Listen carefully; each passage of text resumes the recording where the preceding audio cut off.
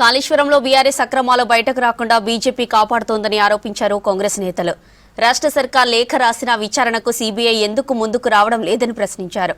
BRS సర్కార్ రాష్ట్రాన్ని అప్పుల కుప్ప చేసిన సంక్షేమ పథకాలు అమలు చేస్తున్నామని చెప్పారు. తిరిగి అధికారంలోకి వస్తామని బీఆర్ఎస్ నేతలు పగటి కలలు కంటున్నారని విమర్శించారు కాంగ్రెస్ లీడర్స్.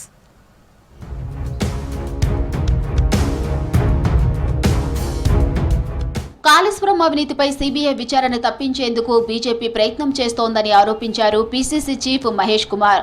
కాళేశ్వరం అవినీతిపై 48 గంటల్లో సీబీఐ విచారణ జరిపిస్తామన్న కిషన్ రెడ్డి ఇప్పుడు ఎందుకు సైలెంట్ గా ఉన్నారో చెప్పాలన్నారు.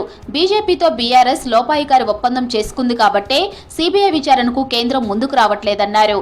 కేటీఆర్ తన స్థాయిని మించి మాట్లాడుతున్నారని మండిపడ్డారు. యూత్ కాంగ్రెస్ విస్తృత స్థాయి సమావేశంలో పాల్గొన్నారు మహేష్ కుమార్. రాహుల్ గాంధీని ప్రధానిని చేయడం ఎజెండాగా పనిచేయాలని నేతలకు దిశానిర్దేశం చేశారు.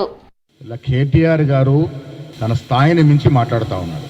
రాహుల్ గాంధీ గారు స్పందించాలని ఎమ్మెల్యే తీరని మాట్లాడుతూ ఉన్నారు. కేటీఆర్ గారు మీ స్థాయి ఏంది, మీ కుటుంబ స్థాయి ఏంది, మీరు తెలంగాణ సంపదను దోచుకున్న తీరేంది, దేశం కోసం సర్వ సంపదను త్యాగం చేసిన గాంధీ కుటుంబం ఎక్కడ, నువ్వు ఏ అర్హతతో మాట్లాడుతూ ఉన్నావు, సమయం కోల్పోయి పిచ్చోన్లాగా మాట్లాడుతూ ఉన్నాడు. కాళేశ్వరం ప్రాజెక్టు సిబిఐ విచారణ నుంచి తప్పుకోవాలి, దాని నుంచి తాను రక్షించుకోవాలనేటువంటి ఒక నెపంతో ఇలా మోడీ కాళ్ళు మొక్కి దాని నుంచి బయటపడే ప్రయత్నం చేస్తున్న బీఆర్ఎస్ 10 ఏళ్ల అవినీతి పాలనతో రాష్ట్రాన్ని విధ్వంసం చేసిందన్నారు ప్రభుత్వ విప్ ఆది శ్రీనివాస్. గత ప్రభుత్వం పేదలకు డబుల్ బెడ్రూమ్ ఇళ్లు ఇస్తామని చెప్పి మోసం చేసిందని ఆరోపించారు. రాష్ట్రంలో అప్పులు ఊబిలో ఉన్న సీఎం రేవంత్ రెడ్డి సంక్షేమ పథకాలు ఆపలేదని చెప్పారు. రాజన్న సిరిసిల్ల జిల్లా కోనరావుపేటకు చెందిన బీఆర్ఎస్ నేతలకు కండువా కప్పి కాంగ్రెస్ పార్టీలోకి ఆహ్వానించారు విప్ ఆది శ్రీనివాస్. డబుల్ బెడ్రూమ్ లేని ఇండ్లు మేము చూపిస్తే మీరు ఓటు అడుక్కుంటుంటారా? అదే ఇందిరా మిల్లు లేని ఊరు చూపించని మేము ఓటు అడుక్కుంటుంటాము సవాల్ వేస్తున్నాం. ఆ సవాల్ బీఆర్ఎస్ వాళ్ళు ఎక్కడ కూడా ముందుకు రాలి. ఎందుకంటే ఏ గ్రామంలో డబుల్ బెడ్రూమ్ లేదు, ఇందిరా మిల్లు లేని ఊరు లేదు. అలాంటి 10 ఏళ్లలో ఏ పేదవారికి ఒక ఇల్లు ఇవ్వాలి. ఈరోజు మనం వచ్చిన తర్వాత మళ్ళీ ఇంచుమించు 3500 ముంపు గ్రామాలుగా 3000 కలుపుకుంటే 6000 పైచీలకు ఇళ్లను పేదవాళ్ళకి ఇచ్చుకుంటే గ్రామాలలో పేదలందరూ కూడా ఇల్లు నిర్మాణం చేసుకున్నటువంటి తీరు. బీఆర్ఎస్ మళ్లీ అధికారంలోకి వస్తుందని కేటీఆర్ పగటి కలలు కంటున్నారని విమర్శించారు దేవరకద్ర ఎమ్మెల్యే మధుసూదన్ రెడ్డి. పాలమూరు ప్రజలు కేటీఆర్ కోసం ఎదురు చూస్తున్నట్లు సోషల్ మీడియాలో తప్పుడు ప్రచారం చేస్తున్నారని మండిపడ్డారు. పాలమూరును నట్టింట ముంచిందే కేసీఆర్ కుటుంబమని ఆరోపించారు మధుసూదన్ రెడ్డి.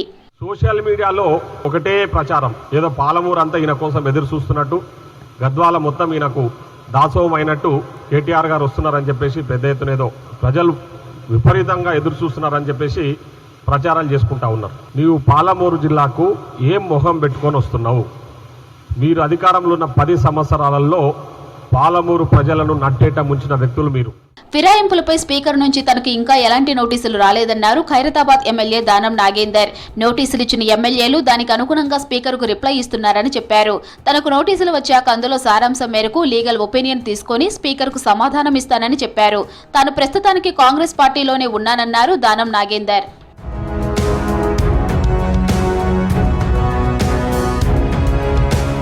భద్రాద్రి కొత్తగూడెం జిల్లా ఐలాపురం గిరిజన బాలికల ఆశ్రమ పాఠశాలను ఆకస్మికంగా తనిఖీ చేశారు పినపాక ఎమ్మెల్యే పాయం వెంకటేశ్వర్లు. మధ్యాహ్న భోజనం విద్యార్థులకు సక్రమంగా పెట్టకపోవడంపై ఆగ్రహం వ్యక్తం చేశారు. పాఠశాలలో మౌలిక సదుపాయాలపై అసంతృప్తి వ్యక్తం చేశారు. మెస్ పరిసరాలను స్వయంగా పరిశీలించారు. విద్యార్థులకు వండిన వంటలు ఎమ్మెల్యే తిన్నారు.